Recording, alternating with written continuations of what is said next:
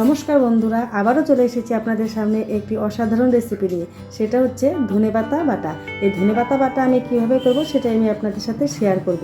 এরকম butter recipe যদি আপনারা পেতে চান অবশ্যই আমার ডেসক্রিপশনে দেওয়া আছে, লিঙ্কে ক্লিক করে দেখে নেবেন। কচু বাটা, ওল বাটা সব কিছুই দেওয়া আছে। তো এই যে দেখুন, আমি ধনেপাতা আগে থেকেই ভালো করে বেছে ধুয়ে রেখেছি। এখন আমি ধনেপাতাগুলোকে কুচি কুচি করে কেটে নেব।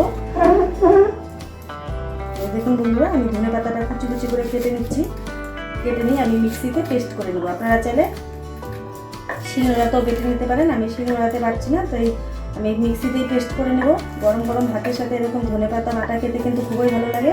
অবশ্যই বন্ধুরা আপনারা বাড়িতে একবার হলেও এই ধনেপাতা বাটা বেটে খাবেন, দেখবেন খুব ভালো লাগবে। আর ভালো লাগলে অবশ্যই একটা কমেন্ট করে জানাবেন। আপনাদের একটা কমেন্টে আমাদের এরকম ভালো ভালো রেসিপি দিতে উৎসাহিত করে। আর দেখুন, আমি ধনেপাতাটা কুচি করে নিচ্ছি। সবগুলো ধনেপাতাকে আমি এভাবে কুচি কুচি করে কেটে নেব। তো দেখুন বন্ধুরা, ধনেপাতা কুচি করা হয়ে গেছে। এখন আমি দিয়ে দেবো মিক্সার গ্রাইন্ডারে। আমি পেস্ট করে নেব মিক্সিতে দিয়ে। সম্পূর্ণটা হবে না, আমি হাফ হাফ করে নেব। আর এখানে দিয়ে দিচ্ছি লঙ্কা কুচি। এখানে 3টা লঙ্কা আছে, আমি লঙ্কাগুলোকে এইভাবে ফাটিয়ে নিয়েছি। দেখুন, এভাবে কেটে নিয়েছি। আমি এখানে 3টা লঙ্কা আছে, ঝালটা আপনারা যে যেরকম পান সেই পরিমাণ অনুযায়ী দিয়ে নেবেন। এখন আমি মিক্সিতে পেস্ট করে নেব। তো ভালো বন্ধুরা, আমি দিয়ে দিচ্ছি সামান্য পরিমাণ জল দিয়ে এখন আমি ভালো করে পেস্ট করে নেব। তো দেখুন বন্ধুরা, ধনেপাতা পেস্ট করা হয়ে গেছে। দেখুন কি সুন্দর আমি পেস্ট করে নিয়েছি, কোনো দানা দানা ভাব নেই। এখন আমি এখানে দিয়ে দিচ্ছি সামান্য পরিমাণ লবণ। লবণটা আমি কমই দেবো, বেশি দেবো না, কারণ লবণটা বেশি হয়ে গেলে বাটাটা খেতে ভালো লাগবে না। তাই আমি হাফ চামচেরও কম লবণ দিয়ে দিচ্ছি। তাহলে এই ধনেপাতাটাকে আমি একটু ভেজে নেব। ভেজে নিলে আরও জলটা শুকিয়ে নেব, কমে যাবে। তাই লবণটা বেশি হয়ে যাবে, তাই লবণের পরিমাণটা আমি কম করে দিলাম। এখন আমি ধনেপাতার সাথে লবণটাকে ভালো করে মিশিয়ে নিই।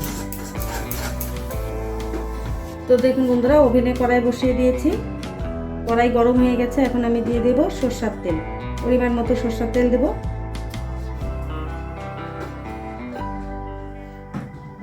এখন আমি ধনেপাতাটাকে ভেজে নেব, একটু ভালো করে ভেজে নেব, কারণ জলটা শুকিয়ে নিতে হবে।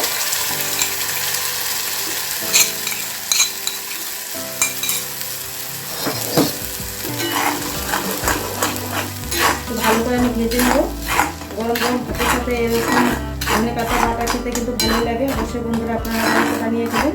আমি আবারও বলছি বন্ধুরা, আপনারা একটা লাইক, কমেন্ট, সাবস্ক্রাইব করবেন আমাদের, তাহলে এরকম ভালো ভালো রেসিপি দিতে আপনাদের উৎসাহিত থাকবো আমরা। আমি ভালো করে ভেজে নেব। তো দেখুন বন্ধুরা, ধনেপাতা বাটা ভাজাটা হয়ে গেছে প্রায়। আমি এখন পাত্রে একটা নামিয়ে নেব। অনেকেই এই ধনেপাতা বাটা কাঁচা খায়, তো আমরা কাঁচাটা খাই না। কাঁচাটা খেলে একটু গন্ধটা বেশি লাগে, তাই আপনারা চাইলে কাঁচা ধনেপাতা বাটাও খেতে পারেন। আমি একটু হালকা ভেজে নিলাম। আর অবশ্যই বন্ধুরা একটু এইভাবে ধনেপাতা বাটা হালকা ভেজে খেয়ে দেখবেন, খুব ভালো লাগবে। তো ধনেপাতা বাটাটা হয়ে গেছে, এখন আমি একটা পাত্রে নামিয়ে নেব। Thank you for watching this video.